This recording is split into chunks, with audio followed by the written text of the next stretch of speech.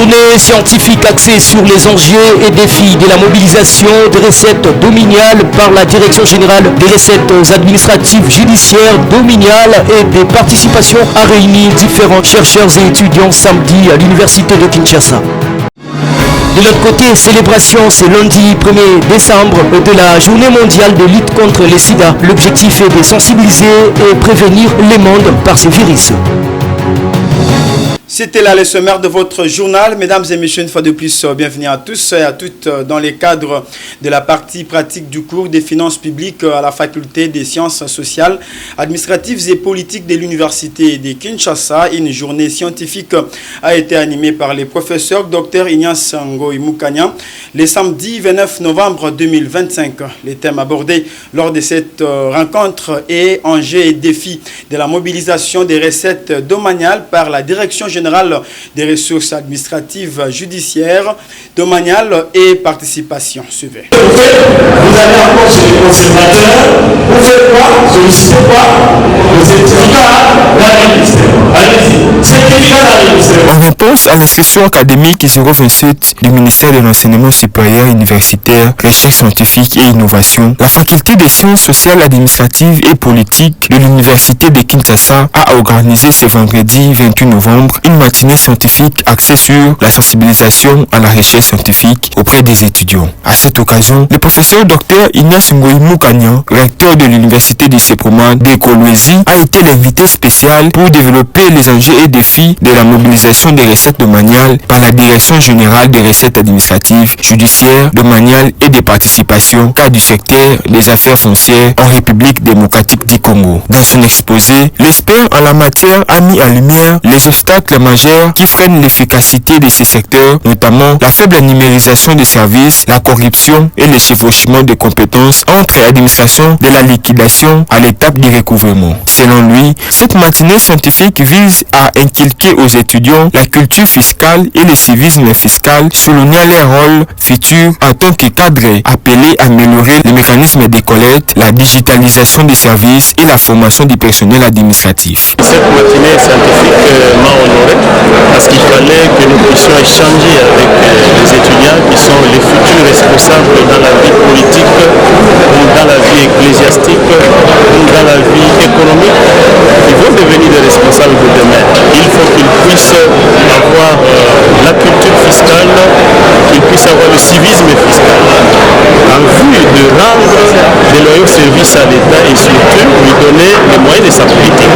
Parce que nous constatons qu'avec cette domaniale, qui a été la question la plus importante que nous avons ciblée, il y a des recettes domaniales qui n'arrivent pas normalement dans la caisse de l'État à cause tout simplement de la méconnaissance de la loi ou à cause de la mauvaise foi de ceux qui doivent donner à l'État les moyens de sa politique. Ce qui fait une difficulté, c'est pourquoi il fallait, dans le cadre du cours de finances publiques enseigné par le professeur Richard à côté de moi, il fallait que nous puissions balayer certaines questions en donnant l'essentiel pour qu'ils puissent savoir eux-mêmes s'approprier les problèmes du pays et agir en tant que tel pour que le pays puisse avoir les moyens de sa politique.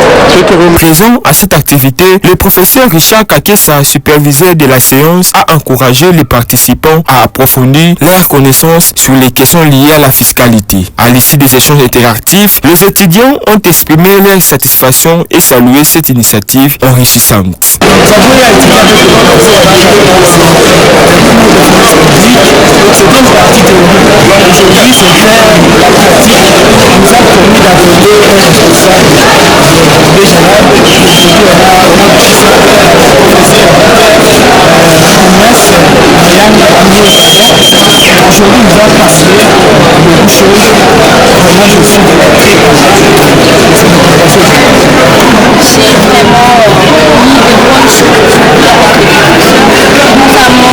c'est vraiment mis de bonnes choses.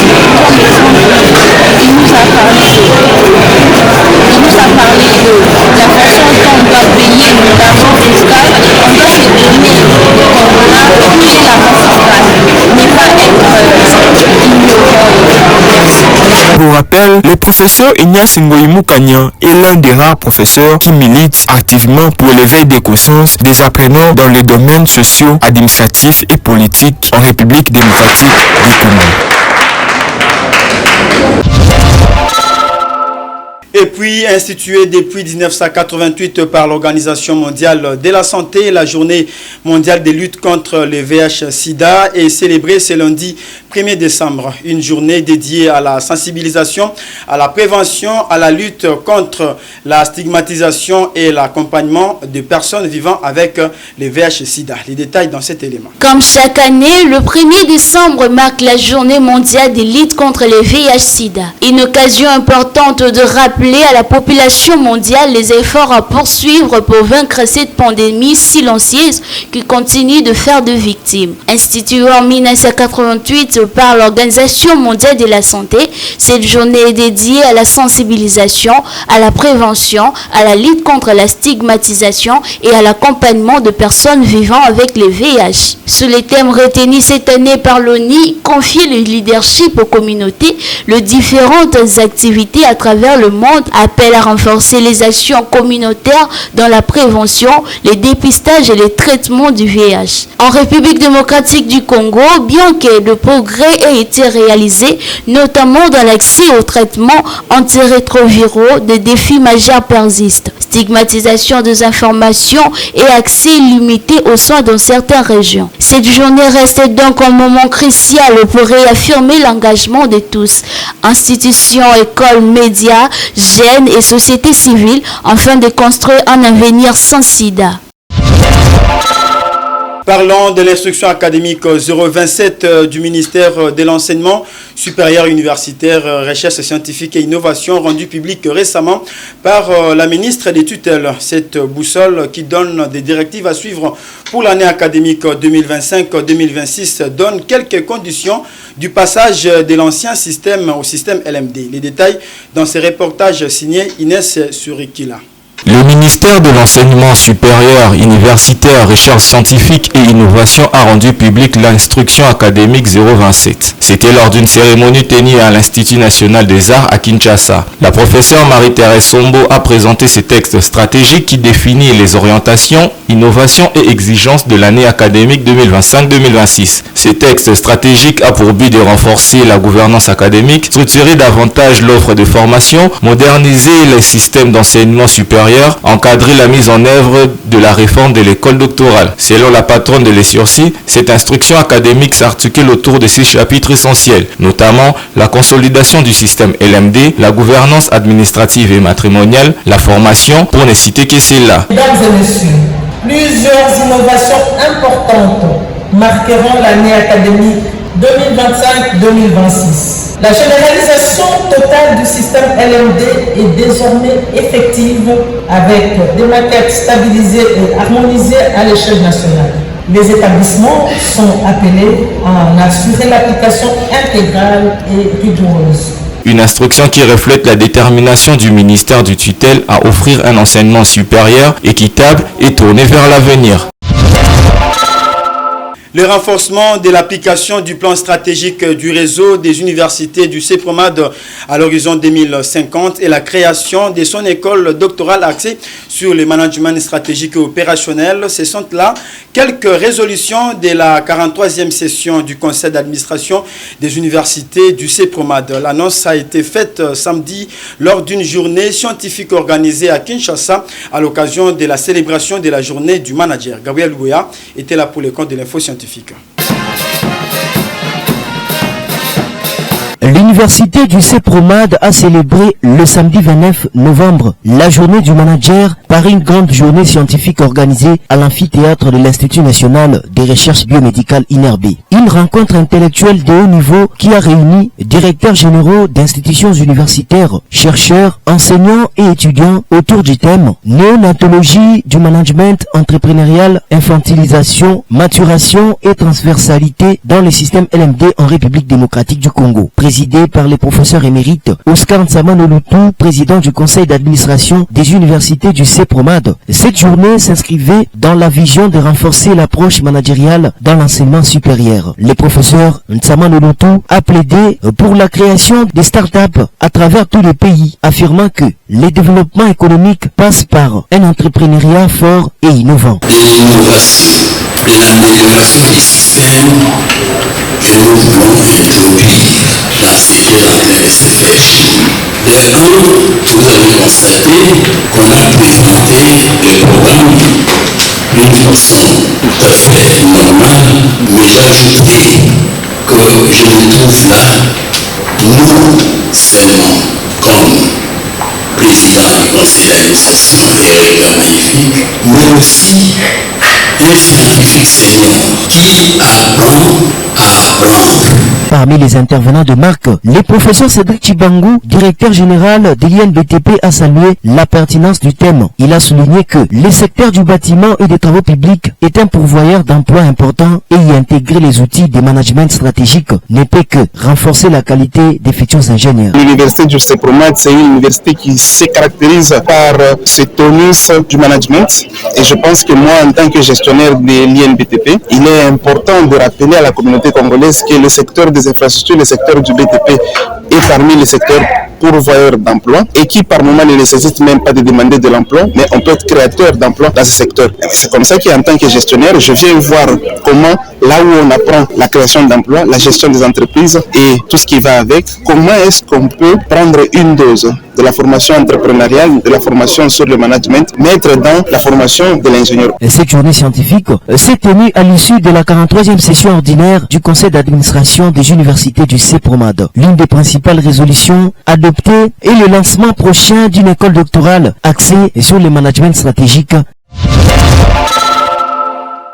Lors de son intervention à la journée scientifique organisée par l'université du CEPROMAD, le directeur général de l'Institut national du bâtiment et des travaux publics, professeur Cédric Chibangou, a affirmé que les secteurs du BTP et des infrastructures peuvent se rallier avec d'autres sciences afin de créer des opportunités d'affaires. Suivez ces propos recueillis par Esther Lufuta. Aujourd'hui, il existe des cours en rapport avec le management, mais cela ne suffit pas.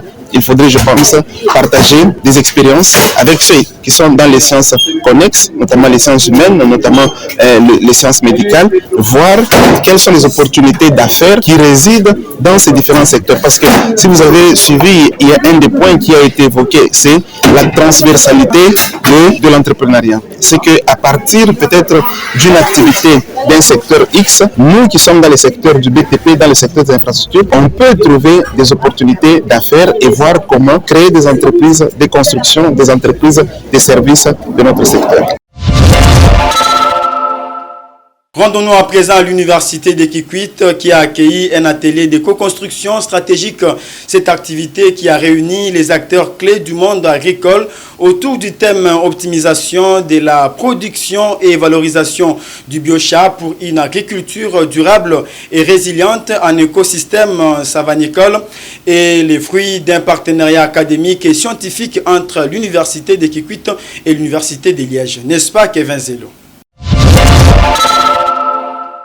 Soucieuse de la qualité de l'encadrement offert à ses élèves, la direction du complexe scolaire Mama Elisabeth a réuni le samedi 29 novembre enseignants autour d'une journée pédagogique organisée par la cellule de base. Les représentants des unités pédagogiques qui viennent souvent au bureau, vous trouverez, s'ils se sont réunis 3 ou 4 fois, nous constatons les mêmes sujets, c'est-à-dire ils ne traitent que les mêmes sujets, soit ils font la tournure. Dans les soucis de renforcer la qualité de l'enseignement et les capacités professionnelles de son personnel, les complexes scolaires Mama Elisabeth a organisé le samedi 29 novembre une journée pédagogique à l'intention de ses enseignants sous l'initiative de la cellule de base. Composée des unités pédagogiques, cette cellule a réuni les professionnels de la CRE autour d'un seul objectif, améliorer les conditions d'encadrement des élèves par une formation continue des enseignants. La directrice des études a insisté sur l'engagement de chaque enseignant à offrir le meilleur de lui-même pour garantir une formation solide aux élèves. C'est la réunion de la cellule de base. La cellule de base est composée des unités pédagogiques, c'est-à-dire notre objectif était purement pédagogique de telle sorte qu'on se rassure des prestations des enseignants. Les enseignants ont préparé des leçons modèles par rapport à l'appartenance de leurs unités pédagogiques. Conformément aux filières que nous organisons ici, il y avait au moins 7 préparations. Mais comme il y a eu la matière de la santé, nous venons de l'extérieur, Mme Elisabeth, c'est une mère accueillante, on ne pouvait pas rejeter ça. Et concrètement, nous avons fait des démonstrations. Nous avons écouté les professeurs de géographie et les professeurs de mécanique qui ont donné des leçons modèles. Et les autres collègues ont critiqué. Invité spécial de cette journée, le docteur Henrique Lusamba de la Polyclinique Action a sensibilisé les enseignants sur l'importance de la santé pour un meilleur rendement professionnel, soulignant les rôles des soins de qualité dans le bien-être du personnel éducatif. Nous sommes venus aujourd'hui rendre visite à l'école Elisabeth pour parler de ce qui concerne l'assurance santé. Nous avons expliqué à l'école ainsi qu'à ses membres que la santé est parmi les besoins fondamentaux d'une population, d'une famille. Une famille ou une personne en bonne santé produit un meilleur rendement. Voilà pourquoi nous sommes venus proposer ce qu'on appelle l'assurance santé à l'école ainsi qu'à ses travailleurs et aussi à ses élèves qu'elle encadre. Nous avons expliqué qu'une personne en bonne santé produit un rendement meilleur. Mais cela nécessite un coût. Voilà pourquoi nous sommes venus auprès de l'école pour dire qu'avec un coût réduit, nous pouvons offrir des soins de qualité à la population que regorge l'école. Nous sommes la Polyclinique Action située sur 5 avenue de la Paix dans la commune de Lingwala. Nous sommes là pour aider la population avec un coût réduit. Cette initiative traduit la volonté du complexe scolaire Mama Elisabeth de construire un avenir éducatif solide fondé sur un encadrement pédagogique rigoureux et des enseignants bien formés. Dans une interview exclusive accordée à l'info scientifique, Maître Gaston Kalenga s'est exprimé sur les contrôles techniques des véhicules à Kinshasa, appelant les autorités compétentes à mettre en place des agents routiers qualifiés pour améliorer l'image et l'efficacité des services de circulation.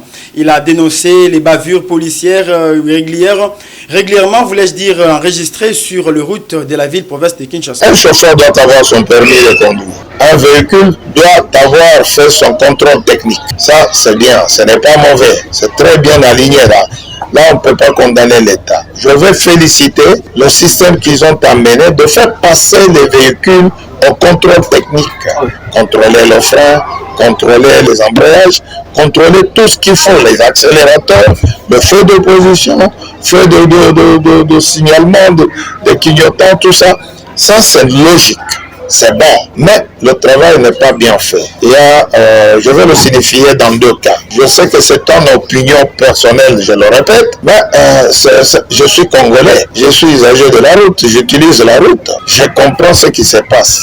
Je fais l'erreur d'abord à ceux qui ont installé, les autorités qui ont installé le système. C'est-à-dire, il fallait un bon contrôle, il faut de bonnes machines. On doit contrôler toutes les voitures, tous les engins, sans exception. Ça, c'est un. De 2, on doit recevoir l'argent de tous ces engins-là qui doit être dirigé vers la caisse de l'État. Parce que nous ne payons pas cet argent pour que l'argent soit destiné à n'importe qui. Je ne condamne personne, mais cet argent, où est-ce qu'il va? Ils nous remettent ce document sans quittance. Cet argent va où? La destination de cet argent est laquelle? Parce que nous voulons que quand même la caisse de l'État reçoive cet argent-là pour beaucoup de travaux qu'ils doivent exécuter. Tout ce que l'État doit exécuter, ça doit se jouer sur cet argent-là. Beaucoup de taxes qui doivent être versées. Mais si ça ne se fait pas, j'ai apprécié et je suis en train de trouver le mauvais sens, le contraire de ce que j'ai apprécié. C'est-à-dire maintenant le contrôle sur la route. On ne doit pas aligner un contrôle direct, il faut préparer le terrain. On remarque que sur la route, il y a des policiers qui ne sont pas habilités à faire ce travail. Surtout les policiers qu'on appelle policiers routiers. Je ne sais pas, ils ont eu cette formation où les policiers doivent cesser de commander l'argent des mains des chauffeurs, des mains de motocyclistes. Est-ce qu'ils ne sont pas payés? Ils ne sont pas bien payés. Aux policiers, on a senti, on a entendu tout le monde crier la joie d'avoir l'argent augmenté. L'Université panafricaine du Congo y passait un établissement d'enseignement supérieur universitaire qui enseigne autrement avec une formation de qualité. Prenez dès maintenant votre inscription pour l'année académique 2025-2026. À l'heure de la généralisation du système LMD, c'est certaines universités sont désemparées car elles ne sont pas prêtes. Et certains parents ne savent plus où inscrire leurs enfants. Et pour les nouveaux diplômés, c'est un embarras. Et pourtant, je suis en aide de droit à l'UPAC et je m'en sors comme un poisson dans l'eau. Je suis en aide de relations internationales et je me retrouve économiste en devenir grâce à l'UPAC.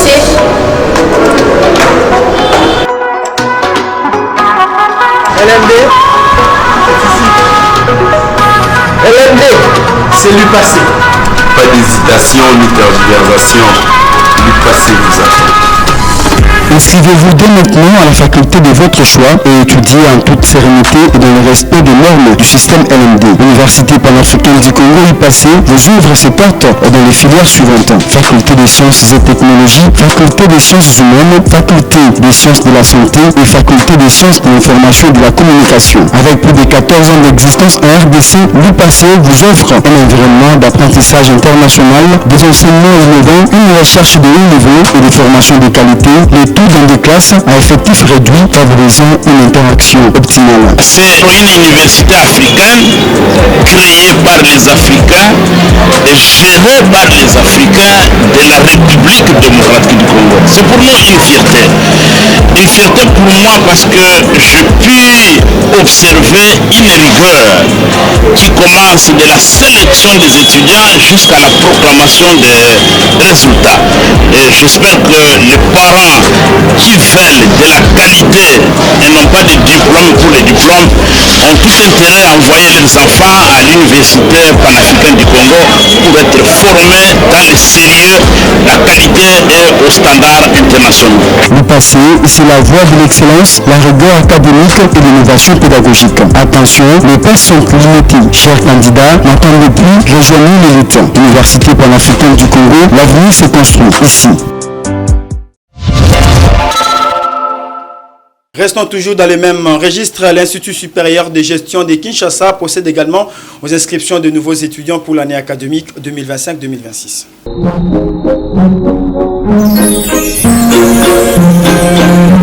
Bienvenue à l'Institut supérieur de gestion de Kinshasa, IETSGEKIN, un établissement privé catholique agréé depuis 2004 par le ministère de l'Enseignement supérieur et universitaire qui accompagne la vision du président de la République axée sur la gratuité de l'enseignement. IETSGEKIN forme l'élite des données dans le strict respect du système d'enseignement licence, master et doctorat LMD. Inscription ouverte pour l'année académique 2025-2026. Frais d'inscription, $10 américains. Et pour les frais académiques, $35 par trimestre. À l'Institut supérieur de gestion de Kinshasa, étudié dans les meilleures conditions avec des auditeurs modernes, bibliothèque fournie, salle d'informatique bien équipée, laboratoire médical, logement disponible pour les étudiants venus de loin. Nos filières, assistance sociale, gestion des ressources humaines, développement communautaire, management et gestion des affaires, marketing, gestion informatique, sciences infirmières et hôtellerie, mais aussi secrétariat comptable et gestion du patrimoine. Avec l'IETSGEKIN, obtenez un diplôme reconnu, accédez à l'emploi ou entreprenez avec confiance grâce à nos partenariats avec les universités étrangères. Notre adresse, avenue Benteke, numéro 10 Makampane, commune d'Engalima, à l'Institut supérieur de gestion de Kinshasa. Une formation accessible, un avenir assuré. Bienvenue à tous.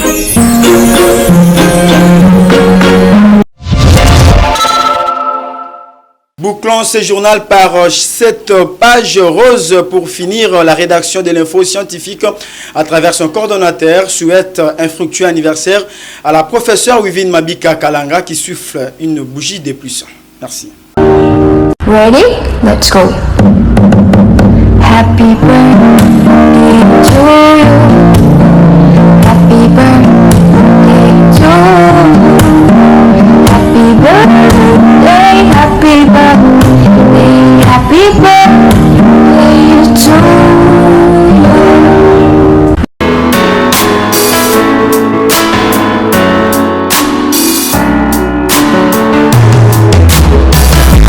Aujourd'hui c'est ton jour, happy birthday.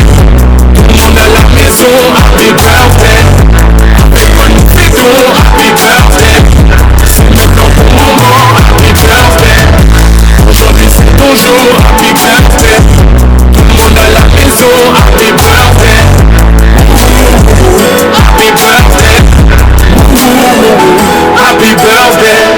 Personne ne peut oublier, c'est pas juste pour les billets. Aujourd'hui c'est ton jour, c'est ton meilleur jour pour briller. Il faut chanter, faut crier, il faut danser, faut prier. Aujourd'hui c'est ton jour, des messages d'amour par milliers. Et t'auras toute la nuit, et plus rien ne peut. T'auras encore toute la nuit pour refaire le monde. T'auras toute la vie pour faire des comptes. T'auras encore toute la vie pour refaire le monde. Là y'a que des gens que tu connais. Mesdames et messieurs, c'est par ici que nous mettons fin à cette édition de l'info scientifique. Mais si vous avez suivi en cours de diffusion, voici l'essentiel à retenir. Une journée scientifique axée sur les enjeux et défis de la mobilisation des recettes domaniales par la Direction générale des recettes administratives judiciaires domaniales et des participations a réuni différents chercheurs et étudiants samedi à l'université de Kinshasa. De l'autre côté, célébration ce lundi 1er décembre de la journée mondiale de lutte contre le sida. L'objectif est de sensibiliser et prévenir les mondes par ce virus. Kevin Zelo derrière la caméra. Mesdames et messieurs, c'est par ici que nous mettons complètement fin à cette édition de l'info scientifique. Quant à moi, je vous dis au revoir, à la prochaine. Merci.